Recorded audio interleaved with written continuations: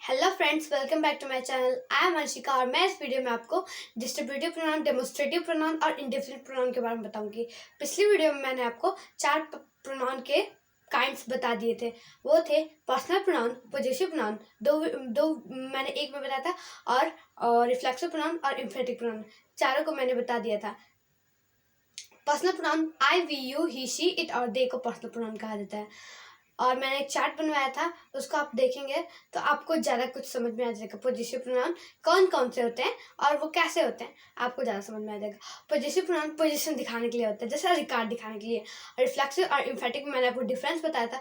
Reflexive, वो the action done by the subject and turns back upon the subject. वो action done होता है किसके द्वारा? सब्जेक्ट के द्वारा, and turns back upon the subject. किसके पास आता है? वो एक्शन खुद सब्जेक्ट करता है एक्शन, और फिर से सब्जेक्ट के पास ही वो एक्शन आता है। मैंने इसके एग्जांपल्स भी दिए थे। आर सी रुइंड हरसेल्फ, उसने स्वयं को बर्बाद किया। उसने क्या किया? बर्बाद किया। किसको बर्बाद किया? खुद को। और फिर मैंने एम्फेटिक प्रोनाउन बताया था कि कि एक्शन तो होता है सब्जेक्ट के द्वारा, बट वो एक्शन हम पे आके, सब्जेक्ट पे आके नहीं रुकता है, बल्कि किसी और चीज़ पे जाकर रुकता है। जैसे मैंने बताया था I killed the tiger myself, और इसमें मैंने बताया था कि myself, ourself, yourself, ये सब आता है, ठीक है ना। तो I killed the tiger myself, मैंने स्वयं बाघ को मारा। मैंने किसको मारा? बाघ को मारा। वो एक्शन कहाँ पे जाकर रुका? बाघ पे जाकर रुका। और एक्शन किसके द्वारा हुआ? सब्जेक्ट के द्वारा, यानी मेरे द्वारा, ठीक है ना। अब मैं इस वीडियो में आपको डेमोन्स्ट्रेटिव प्रोनाउन, डिस्ट्रीब्यूटिव प्रोनाउन और इंडेफिनिट प्रोनाउन के बारे में बताऊंगी, ठीक है। तो लेट्स स्टार्ट इट। पांचवें नंबर पे हम लोग का आता है demonstrative pronoun.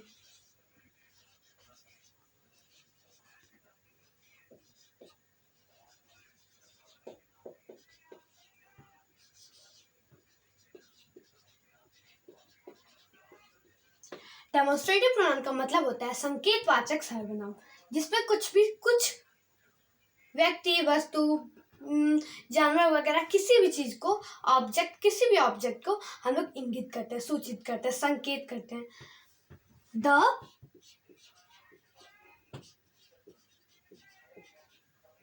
pronoun used to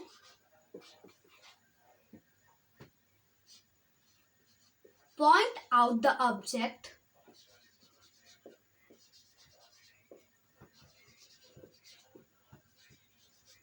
or objects to which it refers is called, क्या कहते हैं उसे हम? डेमोन्स्ट्रेटिव प्रोनाउन कहते हैं।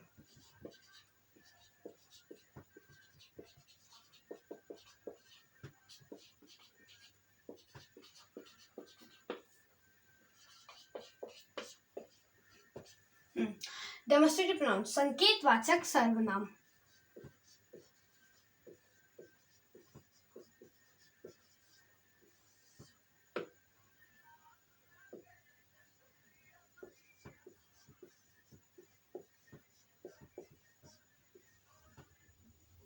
संकेतवाचक सर्वनाम, the pronoun used to point out the object or objects to which it refers is called demonstrative pronoun.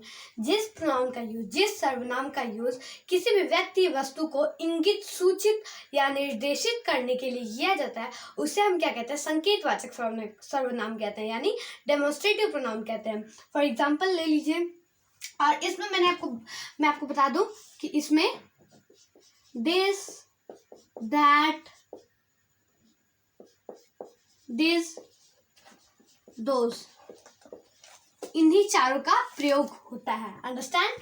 मैं आपको एग्जांपल्स दिखा रही हूँ, लिख के दिखा रही हूँ। दिस इज अ बॉय, इसमें दिस क्या है? डेमोन्स्ट्रेटिव प्रोनाउन है, ठीक है ना। दिस इसमें डेमोन्स्ट्रेटिव प्रोनाउन है। और इसके दिस, दैट, दिस, दोज, इससे सारे एग्जांपल्स वैसे होंगे। This are my books, okay, like this, ठीक है ना। ये सारे वैसे ही होंगे। और मैं आपको अगर एडजेक्टिव पढ़ाऊँ तो उसमें डेमोन्स्ट्रेटिव एडजेक्टिव आता है। उस टाइम मैं आपको डेमोन्स्ट्रेटिव एडजेक्टिव के बारे में बताऊंगी। सिंपल है, जो ये दिस के बाद ना, अगर ये डेमोन्स्ट्रेटिव प्रोनाउन है तो अगर इसके बाद कोई नाउन आ गया यहाँ पे, इसके यहाँ पे, तो उसको हम डेमोन्स्ट्रेटिव एडजेक्टिव कहते हैं। इसका मैं पूरा विधिवत विस्तार करके आपको एडजेक्टिव के क्लास में बताऊंगी, ठीक है ना। ये कुछ एग्जाम्पल्स हो गए उसके। 6वें नंबर पे आता है अपना, मैं आपको सारे के एग्जाम्पल लिख के दिखा दे रही हूँ। That is my bag, those are her pens. Okay, ये सारे एग्जाम्पल्स हैं यहाँ पे। मैं इसे इरेज कर रही हूँ।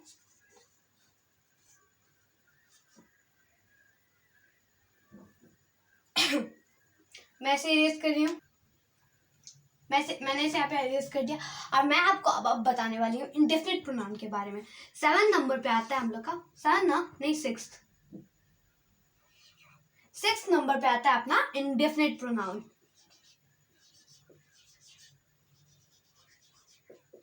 इंडेफिनिट प्रोनाउन, इंडेफिनिट प्रोनाउन का मतलब होता है अनिश्चयवाचक सर्वनाम, जिसका कोई निश्चित एग्जैक्ट ना हो, एग्जैक्ट क्वांटिटी ना बताया गया हो।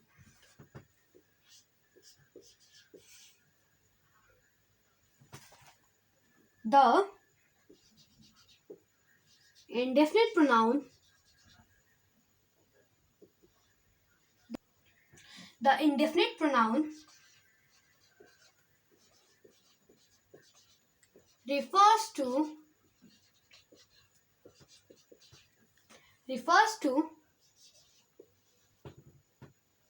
person or things in a general way. In a general way. And doesn't and does not refer to any person or thing,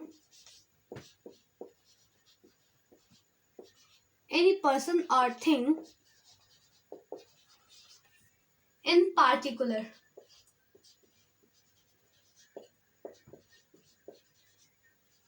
okay, indefinite pronoun का मतलब होता है अनिश्चयवाचक सर्वनाम। The indefinite pronoun refers to person or thing in a general way. ये सामान्य तरीके से बताता है कितने मतलब पर्सन और थिंग है ना। And doesn't refer to any person or thing in particular exact quantity किसी का नहीं बताता। जैसे मैं एग्जांपल लिख रही हूँ यहाँ पे, एग्जाम्पल इसका ले लीजिए। अगर आप एग्जाम्पल से समझ रहे हैं तो आपको इजीली समझ में आएगा, ठीक है ना।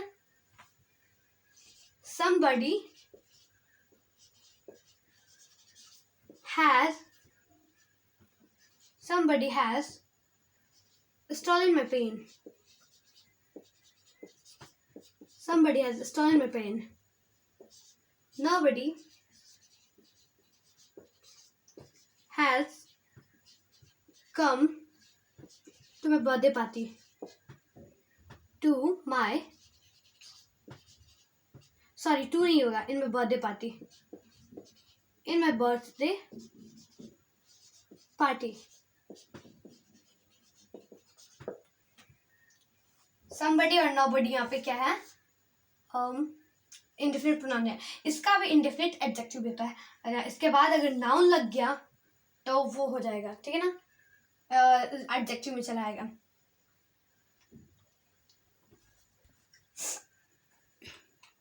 मैंने आपको इंडेफिनिट प्रोनाउन के इंडेफिनिट प्रोनाउन का डेफिनेशन और एग्जांपल बताया था। अब मैं आपको बताऊंगी इंडेफिनिट प्रोनाउन होते कौन कौन है। somebody, nobody, anybody, some, none, all, somebody numbering कर ली मैं अगर,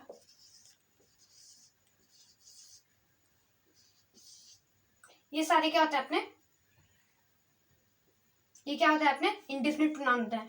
समबडी का मतलब होता है किसी, कोई, किसी ने या फिर कोई।